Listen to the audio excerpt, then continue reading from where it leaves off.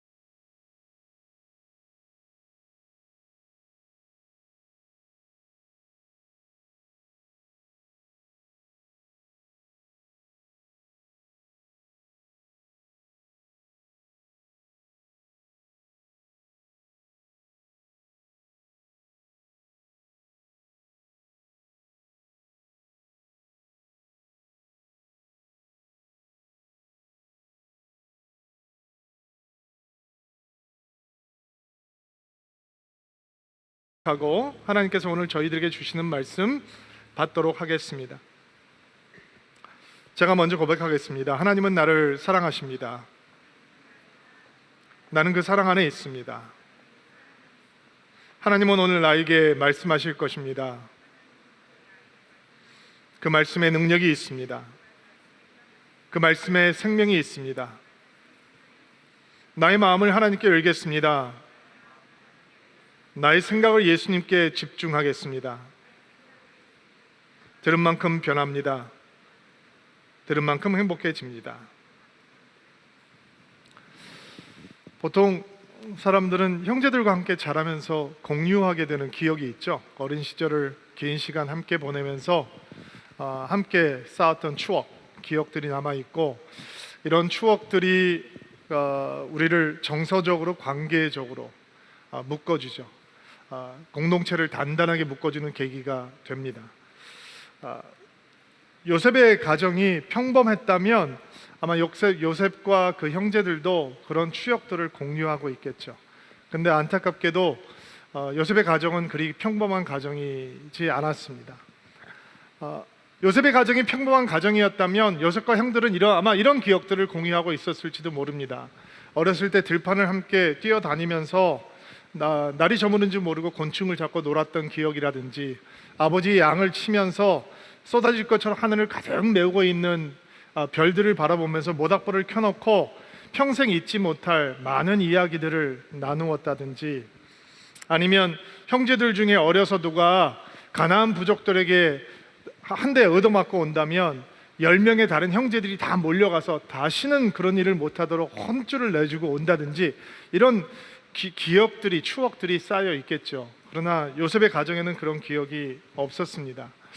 요셉이 형들을 생각할 때 기억하고 떠오르는 마지막 기억은 어떤 것이었을까요?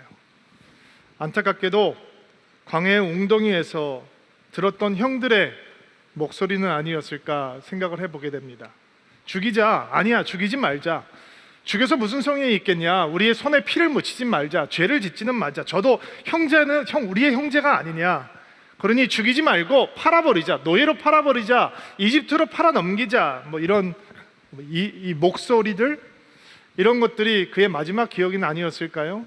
혹은 웅덩이에서 끌려 나와서 형들이 미디안 상인들과 돈을 주고받으면서 요셉의 몸값을 흥정하던 모습이 마지막 기억은 아니었을까요? 노예를 끌려가면서 형들의 이름을 하나씩 목 놓아 부르면서 살려달라고 애원하는 요셉을 향해서 냉정하게 등을 돌리고 혹은 히덕거리면서 좋아하는 형들의 모습이 요셉이 마지막 가지고 있었던 형들에 대한 기억은 아니었을까요? 형들은 어떨까요? 형들이 요셉에 대해서 가지고 있었던 마지막 기억은 어떤 것이었을까요? 애처롭게 눈물 흘리며 고함치며 부르짖으며 노예로 묶여서 끌려가고 있는 모습이 그들의 기억 속에 남아있는 마지막 기억이 아니었을까요? 그렇게 미워하던 요셉을 팔아버렸으니 참으로 통쾌하구나, 그리고 우리를 그렇게 그리워하던, 사랑을 주지 않는 아버지, 한 아들만 그렇게 사랑하는 아버지가 슬퍼할 것을 생각하니 그 또한 통쾌하구나, 이렇게 거친 마음, 강팍한 마음을 가지고 있던 자신의 모습들이 요셉이라고 하는 인물을 생각할 때 형들이 가지고 있었던 마지막 기억은 아니었을까요? 이 강팍한 형들의 모습에 중심에 있던 사람이 바로 유다였습니다. 창세기 기자 가운데 유독 많은 형제들 가운데 유다라는 이름을 콕 집어서 그가 요셉을 이집트로 팔아버리자라고 얘기했다라고 하는 것을 기록하고 있는 이유, 의도가 분명히 있는 거죠. 그리고 우리가 지난주에 보았던 것처럼 그렇게 강팍한 마음을 가졌던 유다가 베냐민을 위해서 어떠한 호소를 하는지를 비교시킴으로 하나님의 은혜를 드러내고자 하는 의도도 분명히 있는 것입니다. 우리가 지난주에 보았던 은잔 도난 사건을 기억하실 것입니다. 요셉이 사람을 시켜서 자신의 은잔을 자신의 동생 베냐민의 곡식 자루 속에 숨겨놓게 되죠. 그리고 형들은 날이 밝자 길을 떠나게 됩니다. 그리고 자신의 종들을 시켜서 그 형들을 추격하게 합니다. 그들을 따라잡은 다음에 당신들은 당신에게 베풀어줬던 은혜를 이렇게 배은망덕하게 갚을 수 있느냐, 왜 우리 주인 요셉의 은잔을 훔쳐갔느냐라고 그들을 도둑으로 몰게 됩니다. 그리고 형들은 자신의 결백을 주장하죠. 그러나 곡식 자루를 하나하나 열면서 결국 베냐민의 자루에서 은잔이 발견이 되자 형들은 자신의 옷을 찢으면서 슬퍼합니다. 예전 같으면, 만약에 이런 상황이 발생을 했다면 베냐민에게 소리를 지르면서 욕을 하고 그에게 달려들어서 구타하고, 그리고 이 베냐민이 저지른 죄하고 우리는 상관이 없다라고 얘기하고 빨리 당신의 종으로 잡아가라 라고 하면서 꼬리 자르기를 했을 텐데, 그리고 집에 가서는 예전처럼 베냐민이 노예로 잡혀 있다는 사실을 교묘하게 속이고 아버지에게 거짓말을 했을 텐데, 이런 상황 속에서 형들은 몹시 괴로워하면서 그들의 옷을 찢고 다 함께 요셉의 집으로 돌아가서 요셉 앞에 엎드리게 됩니다. 그리고 스스로 우리 모두가 당신의 족이 되겠습니다 라고 얘기를 한 만큼 형제들의 마음에 임했던 낙심과 두려움은 굉장히 깊었던 것 같습니다. 그러자 요셉은 다른 모든 사람들이 나의 노예가 될 것은 아니고 은잔을 훔친 베냐민만 나의 노예가 되면 된다라고 얘기를 하죠. 그때 유다가 나와서 요셉에게 간절한 애청을 시작합니다. 그리고 그의 말 속에 지금 그들이 처해 있는 상황을 이 형제들이 어떻게 해석하고 있는지를 그대로 볼 수 있는 말이 등장을 하는데요. 창세기 44장 16절 말씀을 같이 한 목소리로 읽겠습니다. 시작. 우리가 우리에게 죄 없다는 것을 어떻게 보여드릴 수 있겠습니까? 하나님께서 우리의 죄를 드러내셨습니다. 그러니 이 잔을 훔친 베냐민뿐만 아니라 우리 모두가 총리님의 총이 되겠습니다. 자신의 결백과 무죄함을 호소하는 대신 유다는 지금 상황을 하나님께서 그들의 죄악을 드러내신 상황으로, 하나님께서 그들의 죄악을 차단하셨다라고 고백하고 있습니다. 우리가 다 알다시피 베냐민이 은자를 훔친 게 아니잖아요. 지금 이 형제들이 과거의 악함에도 불구하고 요셉의 은잔을 훔쳤다라고 하는 사건 앞에서는 결백하죠. 그러나 그 유다는 이 일련의 상황 속에서 하나님께서 우리의 죄를 찾아내시고 드러내셨다라고 고백하는 것입니다. 그 고백 가운데는 어떤 의미가 있습니다. 의미가 있을까요? 은잔을 훔쳤다는 뜻이 아니라 처음 요셉과의 상봉을 통해서 그들이 정탐꾼으로 몰리고 그래서 3일 동안 감옥에 갇혀 있으면서 하나님께서 그들 영혼 가운데서 드러내셨던 고백, 우리가 그 오랜 전에 우리의 동생에게 행했던 악 때문에 우리가 징벌을 당하고 있는 것이다 라고 하는 고백, 과거의 그들의 악한 행동이 이제 하나님 앞에서 다 드러나서 피할 수가 없게 되었다라고 하는 고백이 유다의 호소 속에 들어가 있는 것이죠. 유다의 호소의 결론은 이런 것입니다. 베냐민을 풀어주면 내가 베냐민 대신 노예가 되겠다라고 하는 것이죠. 이 호소에 대한 자세한 내용을 보면 유다 안에 어떤 근본적인 변화가 있는지를 알 수 있고, 그리고 유다 안에 임했던 이 근본적인 변화는 그 형제들에게 임했던 변화라고 묵상을 해도 무리가 없을 것 같습니다. 어떤 변화가 있느냐? 먼저 아버지에 대한 마음이 바뀌어 있습니다. 늙으신 아버지 야곱이 베냐민까지 이르면 슬픔과 상심이 너무 크기 때문에 돌아가실 수도 있고 나는 그런 범죄함을 저지를 수가 없습니다라고 호소를 하고 있는 것이죠. 여러분, 유다의 형제들 왜 요셉을 그렇게 미워하고 죽이려고 팔아버렸을까? 요셉을 향한 미움도 있는 거지만 아버지를 향한 미움도 있는 겁니다. 아버지를 향한 반항, 아버지의 사랑을 그렇게 그리워하는데 사랑을 주지 않는 아버지에 대한 저항, 반항, 미움, 원한, 이런 것들이 요셉을 향한 미움으로 터져버리게 되는 것이죠. 이렇게 강팍한 마음을 가졌던 아들이, 그리고 어쩌면 요셉을 잃고 눈물을 흘리고 있던 야곱을 무덤덤하게 아니면 속으로 통쾌하면서 쳐다보았던 아들이 이제 그 나이 들은 아버지가 또 다른 사랑하는 아들을 잃음으로 슬퍼할 것을 괴로워해서 자기 자신의 삶을 버리겠다라고 얘기를 하고 있는 것입니다. 많이 바뀌었죠. 아버지를 속이는 아들에서 아버지를 슬픔을 걱정하는 아들로, 아버지를 슬픔에 빠뜨리지 않으려고 하는 아들로, 그래서 자기 자신을 노예로 버리기를 주저하진 아들로 유다가 변해 있었던 것입니다. 동생에 대한 마음도 달라졌습니다. 요셉이 없어졌지만 아버지의 사랑은 다른 형제들에게 향하지 않았습니다. 요셉이 없어졌지만 아버지의 사랑은 베냐민이라는 아들에게 향합니다. 그렇다면 과거와 같다면 어떻게 돼야 되느냐? 이 모든 형제들이 요셉을 미워했던 것처럼 베냐민을 미워해야 하는 것입니다. 그러나 지금 아버지의 사랑을 독차지하고 있는 베냐민을 미워하는 대신, 시기하고 질투하는 대신 이 동생을 그가 사랑받는 아들이 되는 그 자리, 아버지의 옆자리로 보내주려고 하고 있는 것입니다. 여러분, 이 유다라고 하는 사람이 갖고 있던 서러움과 분도 한번 생각해 보시기를 바랍니다. 이 아들들이 갖고 있는 서러움은 그들의 어머니들이 갖고 있던 서러움과 같습니다. 아니, 어쩌면 더 깊을지 모릅니다. 라헬만 사랑했던 야곱이 나머지 세 아내가 가지고 있던 서러움이 증폭돼서 아들에게 전가되게 되고, 이 아들들이 가지고 있는 서러움이 요셉을 향해서, 야곱을 향해서 터져버리는 거잖아요. 그런데 지금 이 유다라고 하는 사람은 그렇게 사랑이 그리워서 요셉을 미워하고, 그리고 베냐민을 미워할 수밖에 없는 상황이 됐는데도 불구하고 이제 베냐민을 사랑받는 아들의 자리로 지켜주기 위해서 자기를 하겠다라고 호소하고 있는 것입니다. 어떻게 이런 변화가 가능할까? 이게 은혜입니다, 여러분. 이게 하나님의 은혜입니다. 야곱이 속이는 자잖아요. 사기치는 자란 말이에요.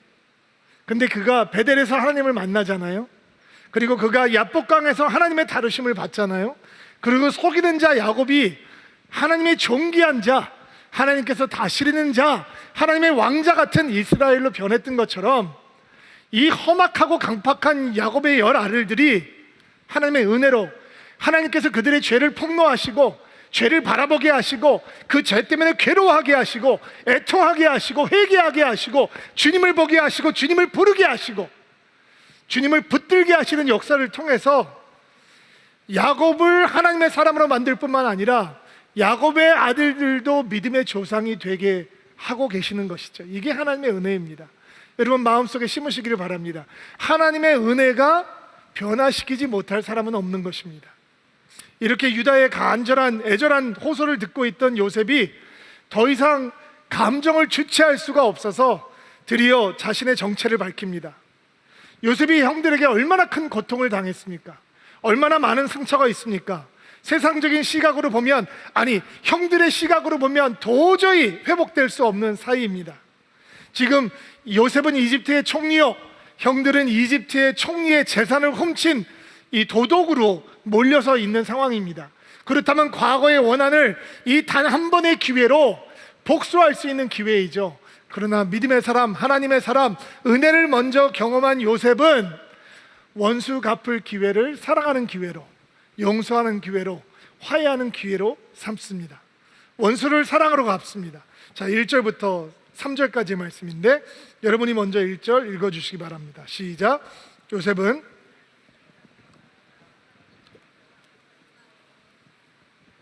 모두 다 물러가거라 하고 소리쳤습니다. 형들만 남게 되자 요셉은 자기가 누구라는 것을 말했습니다. 요셉이 너무 크게 소리내어 울기 때문에 이집트 사람들도 모두 그 소리를 들었습니다. 그리고 왕궁의 신하들도 그 소리를 들었습니다. 3절.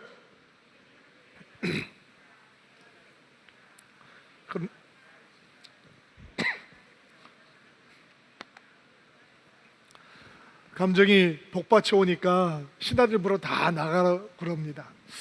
재미있는 장면입니다. 왜 나가라 그랬을까? 단순히 그냥 눈물 흘리는 모습을 보여주는 것을 원하지 않았기 때문인가? 이런 해석이 있더라고요.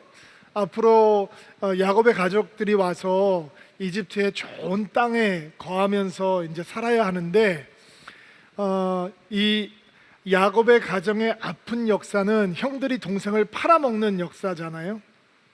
그런 것들이 다 드러났을 때 이 언약의 가족이 이집트 사람에게, 특별히 파라오에게 어떻게 비춰졌을까? 요셉은 그 언약의 가정을 보호하고 싶어 했다 하는 마음이 있었다는 거죠. 그리고 울기 시작하는데 이게 그냥 보통 우는 것이 아니라 너무 크게 통곡을 하니까 문 바깥에 있던 신하들부터 심각해서 이 너무 심각하게 통곡을 하니까 그 울음소리가 이 바로의 궁전에 있는 신하들까지 들리게 되었다 얘기를 합니다. 예전에는 이 파라오의 왕궁과 요셉의 집이 붙어 있었기 때문에 울음소리가 들렸다라고 해석을 하기도 했는데, 그거는 좀 무리일 것 같고, 아마 이 이집트의 총리였던 요셉이 그동안 보여주었던 모습과 지금 보여주는 모습이 너무 다른 거예요. 너무 냉철하고 탁월하고 훌륭한 통치자였던 요셉이 이렇게 막 주체할 수 없을 정도로 큰 소리로 통곡을 하고 있는 것을 보고 큰일 났습니다, 요셉이 지금 이렇게 울고 있습니다 라고 하는 소식을 바로의 신하들에게 전했던 것이 아닌가, 이렇게 해석하는 것이 적절한 해석일 것 같아요. 우리가 요셉의 이야기를 시작하면서 요셉이 구약에 드러나고 있는 예수님의 예표 같은 모습을 보여준다, 요셉이 경험하고 있는 사건들이 예수님을 보여주는 그림자 같은 예표 같은 사건이 된다라는 얘기를 간혹 했었는데, 오늘 우리가 보고 있는 사건도 예수님을 생각나게 하는 사건들이 많아요. 4절 말씀 한번 볼게요. 한 목소리 읽어볼게요. 시작. 요셉이 형들에게 말했습니다. 이리 가까이 오세요. 그러자 형들이 요셉에게 가까이 갔습니다. 요셉이 형들에게 말했습니다. 내가 여러분의 동생 요셉입니다. 형님들이 이집트의 노예로 팔았던 바로 그 요셉이란 말입니다. 요셉이 형들에게 뭐라고 말합니까? 내가 요셉입니다 라고 하면서 이리 가까이 오세요 라고 하죠. Come closer, come near 이런 뜻입니다. 가까이 오세요. 자신의 형들이 자기가 요셉이라고 하는 것을 밝혔는데도 불구하고 너무너무 큰 두려움에 사로잡혀서 어떻게 반응을 못하고 있는 거예요. 요셉이라면 큰일인 거잖아요. 지금 자신들이 얼마나 유죄한지를 계속 자기들이 고백하고 있잖아요. 자기가 동생들에게 행했던 악한 행동 때문에 이런 일들을 당하고 있는 것이고 이렇게 고백을 하고 있는데, 정작 노예로 팔아버렸던 요셉이 이집트의 총리가 돼서 자기들 앞에 서 있으니 어떻게 선뜻 다가갈 수 있겠어요. 더군다나 자기들은 그 요셉의 은자를 훔쳤다라고 하는 의혹을 갖고 죄수처럼 엎드려 있는데 가까이 온다고 한들 다가갈 수 있겠어요? 요셉의 손에 그들의 목숨이 달려 있는데 어떻게 쉽게 다가갈 수 있겠어요? 선뜻 다가가고 있지 못하는 형들을 향해서 요셉이 초청을 하는 거죠. 형님들 이리 오세요. Come 하고 있는 초청을 하고 있는 것입니다. 요셉이 형들을 가까이 오라라고 부르는 모습을 보면 예수님의 이런 초청의 말씀이 생각납니다. 수고하고 무거운 짐진 자들아 다 내게로 오라. 지금 형들이 지고 있는 무거운 짐이 얼마나 무거운지 여러분 그동안 봐오셨죠? 22년 동안 감추었던 기억이었습니다. 자유롭지 못했습니다. 아무 일도 없는 것처럼 살고 있었지만 그들 마음 깊은 곳엔 요셉이 남아 있었습니다. 그리고 그들에게 엄청난 고통이 임해오자 그들은 괴로워합니다. 가슴을 칩니다. 우리가 동생에게 한 악한 행동의 결과가 이것이구나. 근데 해결할 길이 없습니다. 근데 그 동생이 그 앞에 나타났습니다. 내가 요셉입니다. 그러면 다가가서 용서를 구해야 되는데, 화해를 청해야 되는데 그는 용서받을 자격도 없고 화해를 청할 수 있는 자격도 안 됩니다. 그래서 요셉이 먼저 초청하는 것이죠.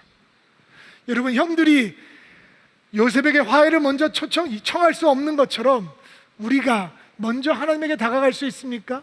우리가 먼저 예수님의 용서를 청할 수 있습니까? 없습니다. 그래서 예수님께서 우리를 초청해 주신, 수고하고 무거운 짐자들아 다 내게로 오라. 내가 너희를 쉬게 하리라. 초청해 주시는 것입니다. 여러분, 이게 복음입니다. 우리가 먼저 하나님께 다가가는 것이 아니라 다가갈 수 없는 우리에게 하나님께서 오셔서 우리를 초청해 주신다라고 하는 것이 복음입니다. 우리가 죄인 되었을 때, 우리가 하나님과 원수 되었을 때 그분께서 우리를 위해서 먼저 죽으심으로 하나님의 사랑을 확증해 주신다라고 하는 것이 복음입니다. 기쁜 소식입니다. 내가 하는 것이 아니고 전부 하나님께서 먼저 하시는 것이다 라고 하는 것이 복음입니다. 여러분, 사실 우리는 하나님이 필요한지도 인정하지 못하는 존재였습니다. 하나님 없이는 절망밖에 없는데 그것도 인정할 수 없는 존재였습니다. 우리는 하나님 앞에 스스로 나갈 수 없는 존재였습니다. 근데 그분께서 먼저 오셨습니다. 우리를 향해서 손을 내밀어 주시고 우리를 위해서 먼저 죽으시고 그분의 사랑을 확인시켜 주시고, 우리가 할 수 있는 일은 무엇입니까? 그분의 손에, 그분의 사랑에 우리를 내어 맡기는 것입니다. 어떻게 형제들이 요셉과 화해할 수 있습니까? 요셉이 가지고 있는 그 자비에, 사랑의 자신을 내어 맡기는 것입니다. 그것이 유일한 소망입니다. 인간의 노력으로 하나님을 감당할 수 있다면 우리는 소망이 없는 인생입니다. 그러나 하나님께서 다 하셨습니다. 우리가 노력을 함으로 주님 앞에 나아가는 것이 아니고 먼저 다가오신 하나님의 손 앞에 우리를 내어 맡기는 것으로 충분한 것입니다. 그 무조건적인 사랑에 우리가 내어 맡겨질 때 우리는 사랑받는 자가 되는 것이고 존귀한 자가 되는 것이고, 하나님과 원수되었던 사람들이 하나님과 화평케 되는 자가 되는 것입니다. 이것이 바로 우리에게 주어지신 복음의 메시지이죠. 오늘 말씀을 들으면서 우리에게 주어졌던 구원의 감격, 우리를 향해서 수고하고 무거운 짐 자들아 다 내게로 오라 내가 너를 쉬게 하리라 라고 초청해 주시는 예수님에 대한 감격이 다시 살아날 수 있게 되기를 주의 이름으로 축복합니다. 형들과 이렇게 부둥켜 안고 눈물을 흘리기 시작하는 요셉이 형들과 화해한 다음에 형들에게 당부를 하는데, 어떤 당부를 하냐면 9절 말씀 한번 보세요. 9절부터 13절인데 같이 한 목소리를 읽을게요. 여러분이 먼저 읽어주세요. 9절 시작. 그러니 서둘러 이곳을 떠나서 아버지에게 가세요. 가셔서 아버지에게 이렇게 말씀드려주세요. 하나님께서 저를 온 이집트의 주인으로 만드셨습니다. 어서 저에게로 내려오셔서 고센 땅에서 사십시오. 그렇게 하시면 그와 가까운 곳에서 사실 수 있습니다. 그리고 아버지의 자녀들과 손자들과 양떼와 소떼와 아버지가 가지신 모든 소유도 저와 가까운 곳에 있을 수 있습니다. 앞으로도 5년 동안 가뭄이 있을 터이니 제가 아버지를 보살펴 드리겠습니다. 그래서 아버지와 아버지의 가족과 아버지께서 가지신 모든 소유가 굶주리는 일이 없도록 하겠습니다. 형님들이나 내 동생 베냐민이 직접 봐서 알겠지만 지금 이 말을 하고 있는 나는 정말로 요셉이랍니다. 13절. 그러니 내가 이집트에서 얼마나 높은 사람이 되었는지를 아버지에게 말씀드리세요. 형님들이 보신 일을 모두 말씀드리세요. 자, 서둘러서 아버지에게 가라라고 말하죠. 서둘러. 오늘 여러분들께서 주목하셔야 되는 말씀이에요. 개역 개정에는 속히라는 단어로 선택해서 번역을 했죠. 자, 요셉이 살아있다라고 하는 소식, 기쁜 소식이죠. 죽은 줄 알았던 요셉이 살아있습니다. 근데 이집트에서 죽지 못해서 마지못해 살아가는 노예 같은 인생이 아니라 이집트를 통치하고 있는 최고의 권력자, 총리가 되었습니다.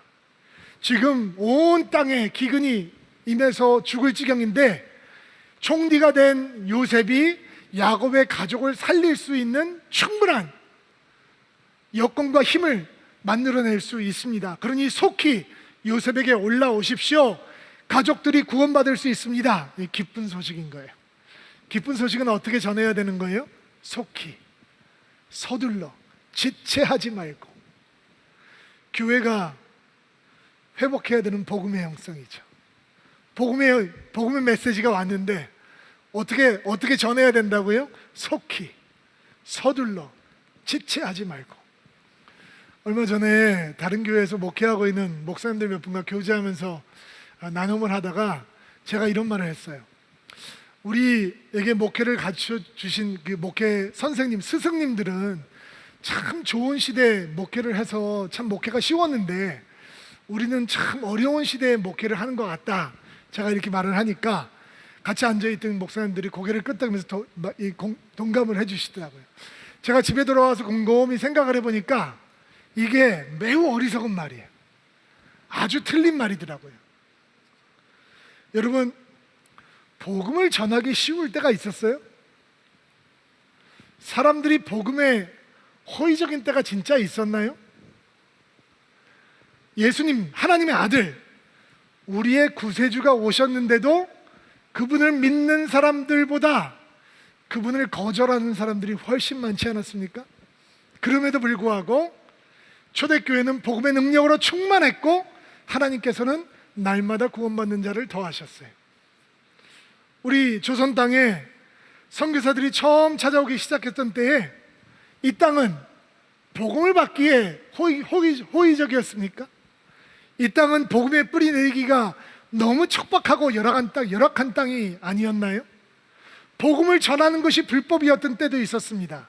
그래서 긍휼 사역을 하고 학교 사역을 했습니다. 그러나 이 땅을 찾아왔던 선교사님들은 복음을 전하기를 주저하지 않았습니다. 그래서 세례를 주기 위해서 북쪽의 국경을 넘어서 중국 땅에서 성도들에게 세례를 주고 다시 이 땅으로 넘어와서 교회를 개척하고 성도들에게 복음을 전했던 일도 있었습니다. 전쟁 후 가난하던 시절 복음을 전하기가 쉬웠습니까? 교회 목회하기가 쉬웠습니까? 그럼에도 불구하고 한국 교회는 세계 교회 역사상 주목할 만한 교회 부흥, 역사를 이루어냈습니다. 부끄러워할 일이 아닙니다. 그러나 우리 눈앞에 그 불타올랐던 부흥이 사그러져가고 있다는 것도 우리 한국 교회의 현실입니다. 그러나 절대로 우리는 패배주의에 젖어서는 안 됩니다. 복음은 그 시작부터 언제나 척박하고 배타적인 상황에서 전해졌습니다. 우리는 그저 말씀대로 서둘러서 속히 지체하지 아니하고 복음을 전하면 되는 것입니다. 그것이 교회의 본분입니다. 이제 복음을 전해도 소용없습니다 라고 말하지 않게 되기를 바랍니다. 더 이상 사람들이 예수님에게 복음에 관심이 없다 라고 말하지 않게 되기를 바랍니다. 세상은 한 번도 복음에 열린 마음이 아니었습니다. 요즘은 복음을 말하지 않는 것이 오히려 복음의 진전에 도움이 된다라고 하는 거짓말에 스스로 속아 넘어가지 않게 되기를 바랍니다.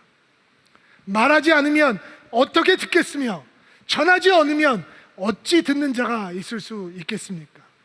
평생 선교사로 그리고 교회 개척자로 살았던 사도 바울이 자신의 제자였던 디모데에게 했던 유언 같은 말씀이 오늘 우리의 마음을 뜨겁게 할 수 있게 되기를 바랍니다. 너는 말씀을 전파하라. 때를 얻지 못하든지 항상 힘쓰라. 아멘. 여러분, 사람들이 복음에 호의적인 때는 없었습니다. 교회가 성장하기 가장 좋은 환경은 이 땅에 한 번도 존재하지 않았습니다. 사람이 복음을 향해서 배타적일 때, 가장 냉소적일 때, 가장 무관심할 때, 가장 조롱할 때, 가장 강팍한 마음을 가질 때, 그때야말로 복음이 가장 필요한 때인 줄로 믿습니다. 그때야말로 복음의 부흥이 일어날 수 있는 최고의 시간이요, 하나님의 교회가 살아날 수 있는 최적의 시간이 되는 줄로 믿습니다. 여러분, 교회가 있는 교회들이 복음의 본질을 잃어버리고 흔들리고, 목회자들이 목사답게 살지 못하고, 성도들이 성도답게 살지 못해서 하나님의 영광을 가리고 십자가의 영광을 가릴 때, 그때야말로 복음이 가장 필요한 때이고 부흥을 가장 기다려야 하는 때이고 복음을 전해야 될 때가 아니겠습니까? 여러분, 복음을 전하는 사람이 능력이 있는 것이 아닙니다. 복음이 능력입니다. 복음이 생명입니다. 예수님이 능력입니다. 십자가가 능력입니다. 우리의 본분은, 우리가 회복해야 되는 영성은 그 기쁜 소식을 가진 자로 속히 서둘러 지체하지 아니하고 때를 얻든지 얻지 못하든지 전하는 것입니다. 우리가 회복해야 되는 복음의 영성, 교회들이 회복해야 되는 복음의 영성입니다. 우리가 지금 흩어져 있지 않습니까? 함께 모이지 못하고 있습니다. 그렇다면 전하는 것을 멈춰야 합니까? 그렇지 않습니다. 평소에 교회는 나오지 못하지만 교회로 초청할 수 없는 사람들을 여러분의 가정 안에는 초청할 수 있습니다. 식당 안으로도 초청할 수 있습니다. 여러분의 만남의 교제권 가운데 초청할 수 있지 않습니까? 따뜻한 밥을 준비하고 여러분들이 나누었던 얘기를 얘기하고, 그동안 한 번도 진지하게 예수님에 대해서 얘기를 나누지 못했다면, 내가 오늘 당신을 우리 집으로 초청한 이유는, 당신의 가족을 우리의 가정으로 초대한 이유는 사실은 정말 중요한 이야기를 여러분에게 드리고 싶습니다. 듣든지 듣지 않은지 계속 씨를 뿌리는 자는 언젠가는 기쁨으로 그 열매를 거두게 될 줄로 믿는 것입니다. 정말 우리 안에 이 기쁜 소식을 전하고자 하는 열망이 다시 한번 회복되는 은혜가 있게 되기를 바랍니다. 오늘 설교의 결론 같은 부분으로 요셉의 고백 가운데 드러나는 내용을 좀 묵상해 보려고 하는데요, 요셉의 믿음이 가지고 있었던 특별함을 보내주고 있는 장면들이에요. 한번 먼저 성경을 읽고 나눠보려고 하는데 4절부터 8절 말씀이에요. 먼저 4절 말씀 여러분들이 읽어주세요. 시작. 요셉이 형들에게 말했습니다. 이리 가까이 오세요. 그래서 형들이 요셉에게 가까이 갔습니다.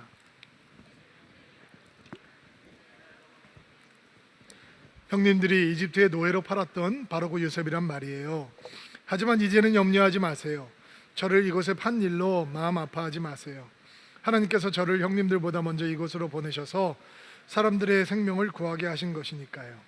벌써 2년 동안 이 땅에는 식물이 자라지 않고 있어요.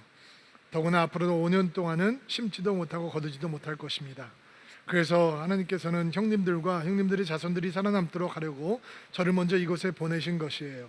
그러니 저를 이곳에 보내신 분은 형님들이 아니라 하나님이십니다. 하나님께서 저를 이집트 왕의 가장 높은 신하로 만드셨습니다. 왕국의 모든 일을 제가 맡고 있답니다. 저는 모든 이집트 땅의 주인입니다.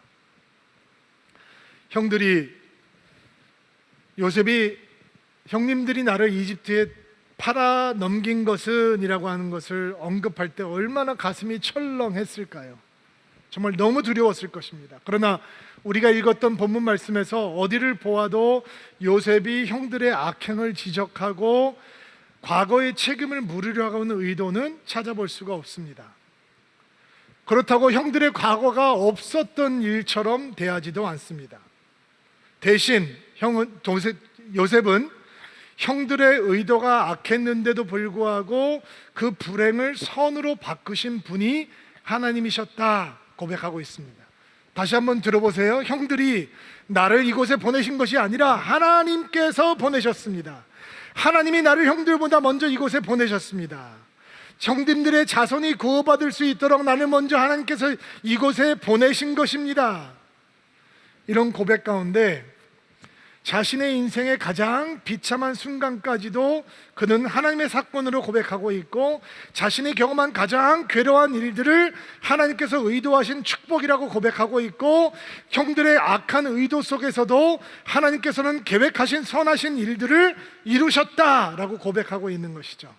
이게 요셉의 믿음이 가지고 있는 특별함이에요. 사도 바울도 이런 믿음을 우리에게 가르쳤었어요. 여러분들이 너무 잘 알고 있는 말씀인데, 우리가 알거니와 하나님을 사랑하는 자 곧 그의 뜻대로 부르심을 입은 자들에게는 모든 것이 합력하여 선을 이루느니라. 아멘. 요셉의 삶이 정말 그런 것이죠. 떨어질 곳이 없을 정도로 떨어졌어요. 근데 하나님께서 그곳에서 불행을 축복으로, 비참함을 영광으로 바꾸시는 거죠. 노예가 돼도 하나님께서 영광으로, 죄수가 돼도 하나님께서 축복으로, 그가 처했던 모든 악한 상황들, 비참한 상황들, 원통하고 억울한 상황들을 다 협력해서 선을 이루도록 만들어 주셨어요. 그가 얘기하고 있는 것이 뭐냐면, 내가 그렇게 했다는 것이 아니라 이렇게 협력해서 선을 이루신 분이 누구시냐? 하나님이시다 고백하고 있는 거예요. 여러분, 이 요셉의 믿음이 특별한 이유는 두 가지 이유 때문이에요. 그의 인생을 해석하는 두 가지 시선이 있는 거예요. 두 가지 이 믿음의 눈이 있다는 거예요. 두 가지 세계관이 있다는 거예요. 그 인생을 바라보면서 그는 제일 먼저 하나님을 통해서 바라보고 있고, 두 번째 믿음을 통해서 바라보고 있다는 거예요. 그래서 이렇게 우리가 특별히 이름을 붙여보자면, 왜 요셉의 믿음이 이렇게 특별한가? 그에게 신학적인 시선이 있기 때문이고, 두 번째는 신앙적인 해석이 있다는 거예요.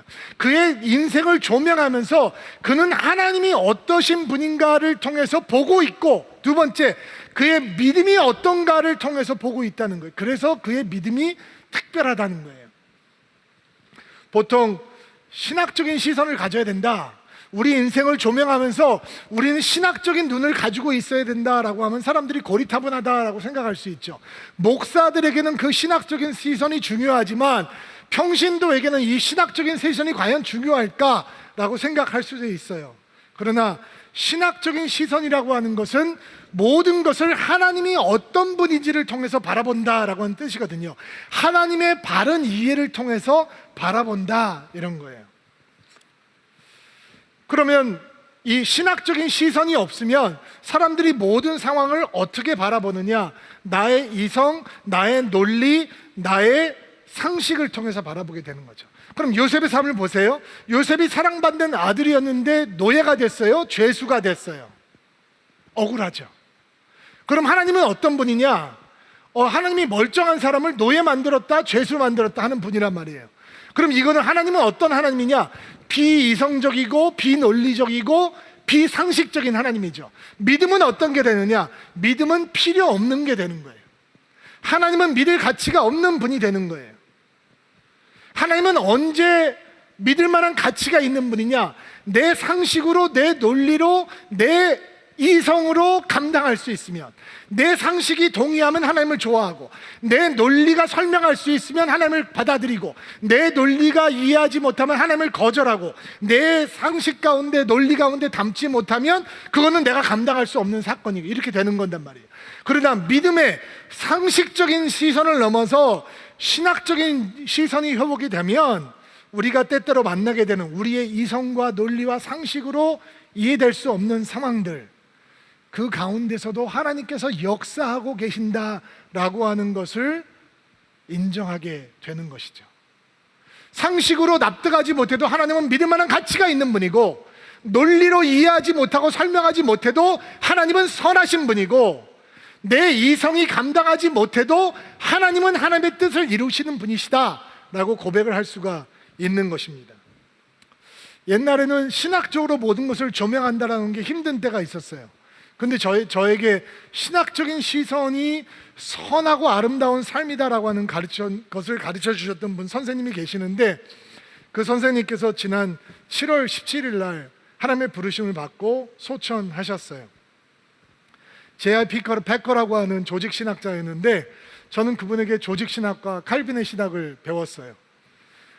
이분은 2005년도 타임지가 가장 영향력 있는 복음주의자들 25명을 선정을 했는데, 그분의 이름이 그때 올랐고요.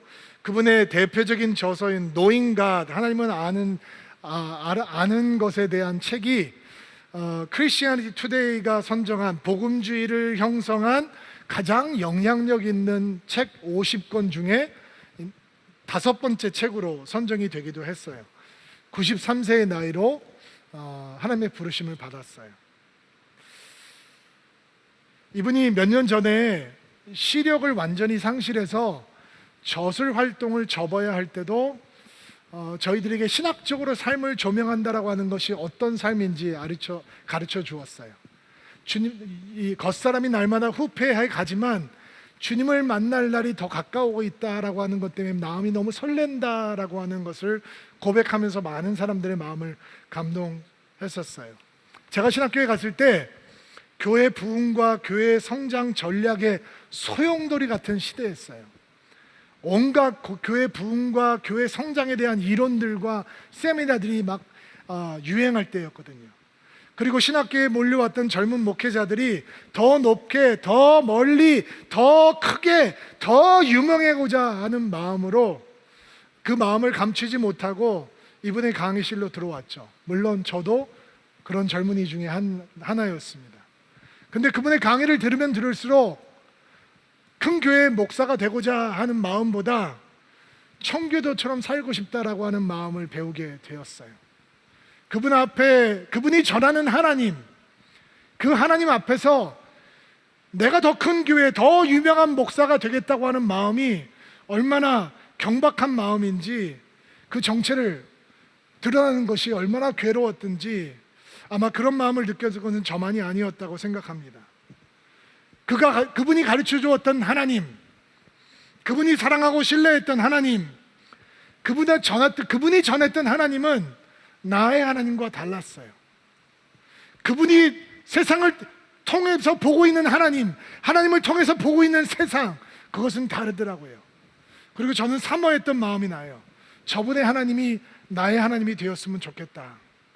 여러분, 우리가 세상을 바라보며 우리의 인생을 바라보며 신학적인 시선을 바라봐야 된다라고 하는 것은 우리의 삶에 하나님이 우리의 수준의 하나님이 아닌 하나님이 진짜 하나님으로 자리하는 거예요. 여러분, 요셉이라고 노예가 되는 게 힘들지 않겠어요? 죄수가 되는 게 억울하지 않겠어요? 감옥에 들어가는 것이 힘들지 않겠어요? 왜 어찌 어렵지 않겠어요? 근데 하나님을 통해서 그것을 보면 감옥 가운데서도 하나님께서 함께 계셨고, 죄수로 떨어질 때도 함께 하셨고, 노예 가운데도 함께 하셨어요. 다 지나고 난 다음에 요셉의 고백은 이런 거예요. 하나님이 하셨습니다. 노예였을 때도 그분은 나와 함께 하셨고, 죄수였을 때도 함께 하셨고, 그리고 총리였을 때도 그분은 나와 함께 하시고, 그분은 한 번도 나를 떠나신 적이 없습니다. 그분은 나의 하나님입니다. 사람은 나에게 불행을 의도했지만 하나님은 나를 행복으로 바꾸셨고, 사람은 나에게 저주를 퍼부었지만 그분은 그 하나님께서는 나를 축복으로 바꾸셨고, 나는 어두움 가운데 있었지만 하나님은 나를 빛 가운데로 인도하셨고, 하나님이 그것을 하셨습니다. 이 고백하고 있는 거예요. 이게 이 요셉의 믿음이 특별한 이유예요. 모든 것을 하나님의 어떠함을 통해서 바라보고 있는 거예요. 그렇다면 똑같은 믿음의 특별함을 우리가 갖는다면 우리가 어떤 상황에 처해 있어도 우리는 낙심하지 않을 거예요. 좌절하지 않을 거예요.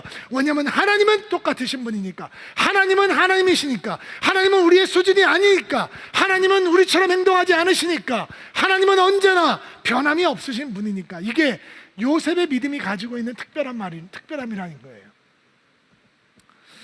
또 요셉이 보여주고 있는 특별함은 모든 것을 하나님을 통해서 보고, 또 인생은 뭐를 통해서 본다고요? 믿음을 통해서 보는 거예요. 특별히 자신의 삶의 상황, 역경이라고 하는 상황과 축복이라고 하는 상황을 믿음을 통해서 보는 거예요. 여러분, 우리에게 임해 있는 역경을 믿음을 통해서 보지 않으면 우리는 나락으로 떨어져요. 우리에게 임한 축복을 믿음을 통해서 보지 않으면 우리는 교만하게 돼요. 좌절의 늪에 빠지든지 교만의 늪에 빠지게 되는 거예요. 그러나 요셉의 삶을 보면 그가 역경 가운데 있어도 그 역경이 요셉을 무너뜨리지 못해요.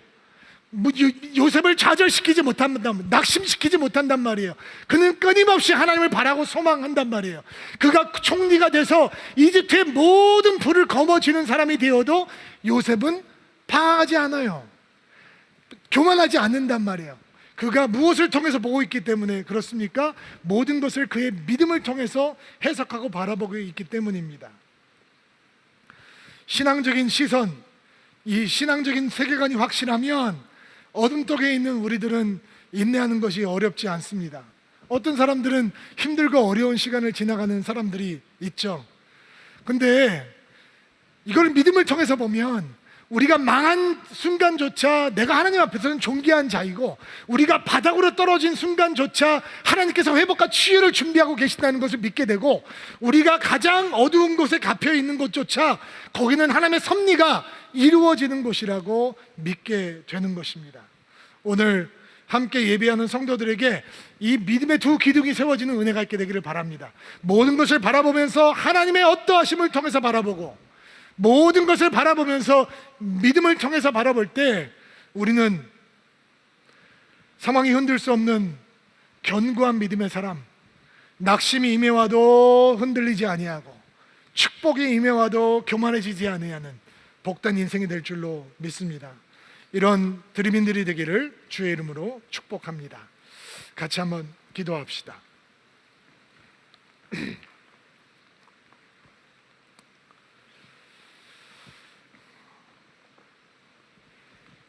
가슴에 손을 얹고 안수해 주시고요. 여러분을 위해서 축복하고 기도하겠습니다. 하나님, 오늘도 주님께서 주신 말씀을 기쁨으로, 감사함으로, 겸손함으로 받습니다. 요셉이 용서받을 자격, 화해할 자격이 없는 형들을 부르시는 모습에서 우리를 부르시는 주님의 모습을 봅니다. 하나님, 수고하고 무거운 짐진 자들아 다 내게로 오라 하는 예수님의 말씀을 다시 한번 듣게 도와주옵소서. 오늘 예배하는 성도들 가운데 혼자 무거운 짐을 지고 가는 분들이 있습니까? 주여, 그들을 다시 한번 주님의 품 안으로 초청하여 주옵소서. 주님께서 불러주셔야 우리는 주님 앞에 나갈 수 있는 존재입니다. 우리 안에 구원의 감격을 회복시켜 주시고 주님과 동행하는 기쁨을 허락하여 주옵소서. 속히 지체 없이 서둘러 주님께 받은 기쁜 소식을 세상으로 전할 수 있는 인생이 되기를 소망합니다.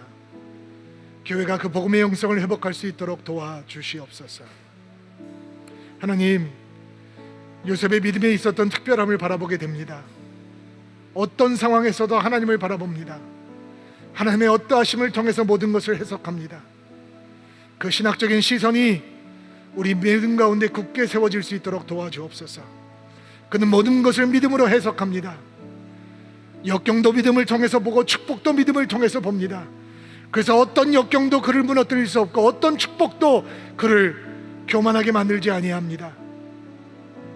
그런 신앙적인 시선과 신학적인 시선이, 신앙적인 세계관과 신학적인 세계관이, 그 믿음의 특별함이 우리 가운데 세워지게 도와주시옵소서. 이 땅을 바라봅니다. 하나님, 용서와 화해가 가득 채워지기를 소망합니다. 우리를 통해서 하나님의 사랑의 역사가, 하나님의 화해의 역사가, 하나님의 용서의 역사가 흘러갈 수 있도록 도와주시옵소서. 이번 한 주간도 사랑하는 드림인들이 주님과 동행하는 한 주가 되게 하시고, 힘들고 어려울 때마다 주님의 이름을 부를 때 오 신실하신 주님, 그들의 기도에 응답하여 주시옵소서. 예수님의 이름으로 기도하옵나이다.